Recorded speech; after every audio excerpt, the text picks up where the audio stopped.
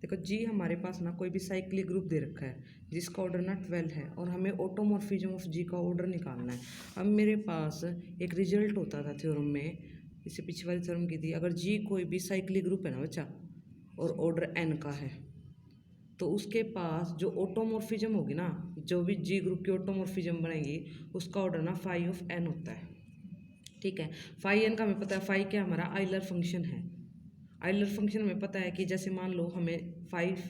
इसकी वैल्यू निकालने हैं तो आइलर पे कौन था, 5 के साथ वो सारे के सारे एलिमेंट आएंगे 1 या 1 से बड़े जिसकी जीसीडी 1 हो। तो यानी 1 की 5 के साथ जीसीडी 1 है, 2 की भी, 3 की भी, 4 की भी। ठीक है, तो इसका मतलब क्या है, 5 में कौन आ जाएगा, 1 2 3 4। तो हमारे पास क्वेश्चन क्या है, जी कोई भी साइक्लिक ग्रुप तो दे रखा है, ठीक है, और उसका ऑर्डर कितना दे रखा है बच्चे, 12 दे रखा है, और हमें ऑर्डर ऑफ ऑटोमॉर्फिज्म निकालना है। तो तुम कहोगे madam order of automorphism formula हो गया 5 ऑफ 12 होगा। अब 5 ऑफ 12 में कौन आएगा, 1 की जीसीडी 12 के साथ, 2 की तो नहीं होगी, 3 की भी नहीं होगी, 4 की भी नहीं, 5 की, 6 की भी नहीं, 7 की होगी, 8 की भी नहीं होगी, 9 की भी नहीं होगी, 10 की भी नहीं, 11 की। तो इसका मतलब क्या होगा बच्चे, हमारे पास इसका ऑर्डर कितना आ गया, हमारे पास 4 आ गया। ठीक है, आल्सो आप इस ऐसे भी कर सकते हो, 5 12 का स्क्वायर 2 का स्क्वायर इंटू में 3, तो 5 2 का स्क्वायर इंटू में 5 ऑफ 3। और मैंने बताया इसका फॉर्मूला पी की पावर एन, अगर ऑर्डर ऑफ प्राइम की पावर एन है, पी की पावर एन माइनस है, पी की पावर एन माइनस 1, तो ऑर्डर ऑफ 2 की पावर 2 माइनस है 2, और 5 3 का हो गया 2, तो 4 2 और 2 यानी कि 4, इस फॉर्मूले से भी निकाल सकते हो। इसी तरह आपके पास क्या है, 17th क्वेश्चन में क्या कहता है, जी कोई भी साइक्लिक ग्रुप है, वही साइक्लिक ग्रुप दे रखा है और उसका ऑर्डर कितना है बच्चे, 4 दे रखा है, ऑर्डर ऑफ जी कितना है, 4 है, और हमें फिर वही ऑर्डर ऑफ ऑटोमॉर्फिज्म निकालना। तुम कहोगे मैडम फिर वही रिजल्ट लगा दो कि इसका ऑर्डर हो जाएगा 5 ऑफ 4। अब 5 ऑफ 4 का मतलब क्या है, 1 की जीसीडी 4 के साथ 2 की तो नहीं आएगी, 2 ही आएगी, 3 की और तो कोई आएगा ही नहीं, तो हमारे पास कितना आएगा इसका ऑर्डर 2। कोई डाउट है तो बताओ। नेक्स्ट देखो एग्जाम्पल नंबर 18 में क्या कहता है कि हमारे पास जी कोई भी, अब हमारे पास ये कहता है अगर जी कोई भी इनफाइनाइट साइक्लिक ग्रुप है ना, इनफाइनाइट, अब तक तो हमने फाइनाइट देखा था, इनफाइनाइट साइक्लिक ग्रुप है, तो हमें ये बताना है कि ऑर्डर ऑफ ऑटोमॉर्फिज्म होगा ना वो ऑलवेज 2 होगा। ये चीज़ हमें प्रूव करके दिखानी है। तो देखो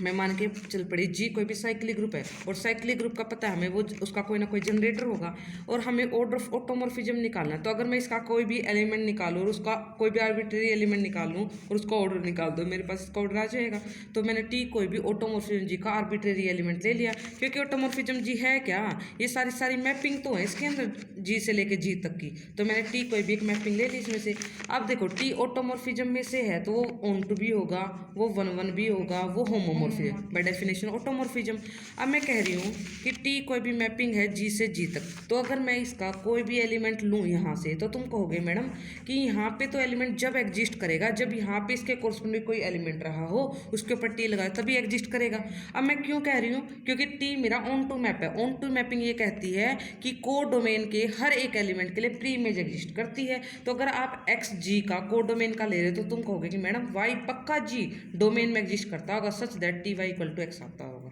ठीक है, अब देखो बच्चा, जो y है वो मेरा किसका लिया है, मैंने डोमेन का लिया है, और डोमेन किससे जनरेट हो रही है, ए से जनरेट हो रही है, तो y को a की पावर लिखूंगी कि नहीं लिखूंगी। अब तुम कह रहे हो मैडम y को लिख दिया हमने a की पावर m, आल्सो क्या था कि T Y equal to X था बच्चे, था ना, तो y की जगह a की पावर m रख दूँ, ए की पावर एम का क्या रखती हूँ, ए इंटू ए एम टाइम्स लिख सकती हो ना, इजिकल टू में क्या आ गया, एक्स आ गया। अब टी क्या है, ऑटोमॉर्फिज्म है, ऑटोमॉर्फिज्म होमोमॉर्फिज्म, होमोमॉर्फिज्म ये कहती है अगर किन्हीं भी दो एलिमेंट पे लगा तो वो सेपरेट हो जाती है, कहती है ना ये, तो इसको लिख दो T of A T of A T of A equal to में एक्स, और ये कितने टाइम्स, एम टाइम्स, क्योंकि ये हमारे पास ए एम टाइम्स था, तो टी ए की पावर एम कितना आ गया हमारे पास बच्चे, एक्स आ गया। इतना समझ में आया, तो यहाँ पे ये लिखा हुआ है वी शो दैट, इसने क्या कह दिया, इसने इस जी का कोई भी एलिमेंट लेके चली थी को डोमेन में से एक्स, तो तुमने क्या दिखा दिया उसको टी की पावर ए की पावर एम दिया, मतलब किसी एलिमेंट की पावर दिखा दे, इसका मतलब जी का हर एक एलिमेंट, यानी कि जी कौन है यहाँ पे, को डोमेन है, को डोमेन का हर एक एलिमेंट टी ए की पावर एम लिखा जा रहा है, तो इसका मतलब जो को डोमेन वाला जी है ना वो किससे जनरेट होगा, टी की पावर ए से जनरेट होगा कि नहीं होगा।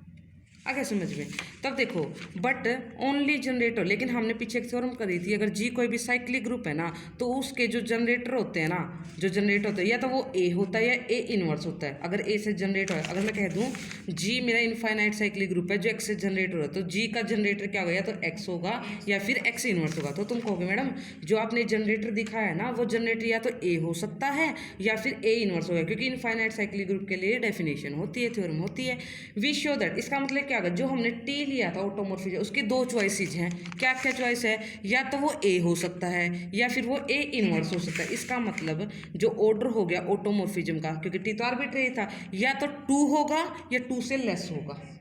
जब हमने कहा दो ही चॉइसेज है तो दो होगी या उससे कम चॉइसेज होंगी, तो यहाँ से एक रिजल्ट निकल के आ गया भाई। अब देखो, अब मैंने फिर से एक टी मैपिंग ले ली जी से जी तक, सच दैट वो किस तरह डिफाइन है, T X equal to X inverse. अब अच्छा देखो,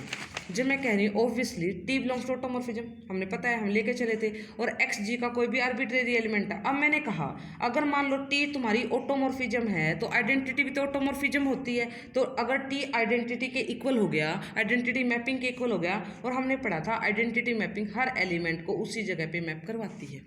पढ़ा था। तो टी एक्स की वैल्यू तुम कहोगे मैडम आपने डिफाइन ऐसे किया T X equal to X inverse, यानी X inverse equal to X आ गया। इसका मतलब क्या होता है, अगर मेरे पास एक रिजल्ट होता है, अगर ए इनवर्स इक्वल टू में ए आ रहा है ना, तो ए से मल्टीप्लाई करा दो, इधर तो आइडेंटिटी हो जाएगा ए, यानी कि ए स्क्वायर इक्वल टू में आइडेंटिटी, यानी कि ऑर्डर ऑफ ए या तो 2 है या 2 से लेस है, यानी कि तुमने यहाँ से ये दिखा दिया this imply order of a finite है। देखिए तो कॉन्ट्राडिक्शन आ गई, क्यों, क्योंकि हमारे पास क्या था, जी कोई भी इनफाइनाइट साइक्लिक ग्रुप था और जो किससे जनरेट हो रहा था, ए से, यानी कि यहाँ पे तो आपने कहा था एक ऑर्डर इनफाइनाइट है और यहाँ पे दिखा दिया आपने फाइनाइट है, तो कॉन्ट्राडिक्शन आ गई। इसका मतलब जो टी तुमने ऑटोमॉर्फिज्म ली है ना वो आइडेंटिटी नहीं है, तो इसका मतलब क्या होगा, जी के अंदर कोई और 2 ऑटोमॉर्फिज्म है, कम से कम 2। तुमने कहा था भाई टी है ना, आइडेंटिटी तो है नहीं, और ऑटोमॉर्फिज्म का ऑर्डर तुमने ये बताया था या तो 2 होगा या 2 से लेस। तुम कहोगे कि मैडम अब देखो 2 से लेस तो हो नहीं सकता, 2 से लेस तो 1 ही हो सकता है, तो इसका मतलब क्या हो गया, ऑटोमॉर्फिज्म का ऑर्डर या तो हमारे पास 2 होगा या 2 से ज़्यादा होगा।